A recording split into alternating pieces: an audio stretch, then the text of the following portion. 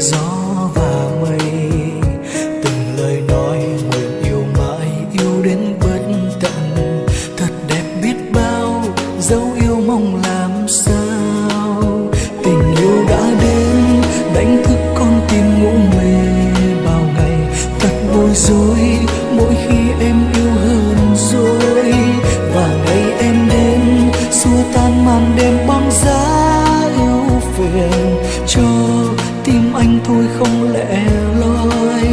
Từng ngày anh vẫn luôn mong chờ em cuối con đường. Nụ hôn bất ngờ trao nhau ánh mắt mộng mơ. Một vòng tay ấm đôi ta cùng nhau tới chân trời. Thầm mong suốt đời bên em ngày hạnh phúc.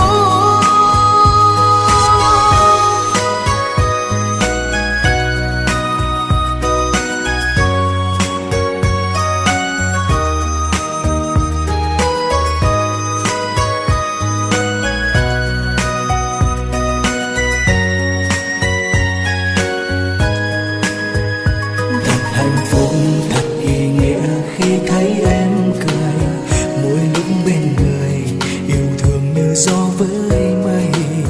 Từng lời nói nguyện yêu mãi, yêu đến bất tận. Thật đẹp biết bao dấu yêu mong làm sao. Tình yêu đã đến đánh thức con tim ngủ mê bao ngày. Thật bối rối mỗi khi em yêu hơn rồi.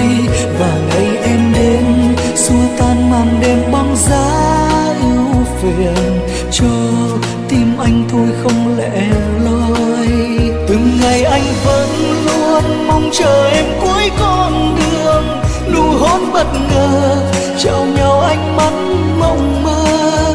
Một vòng tay ấm đôi ta cùng nhau tới chân trời.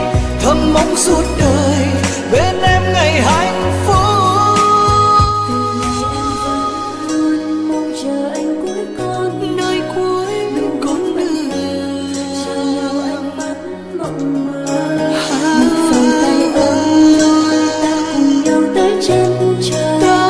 Chân trời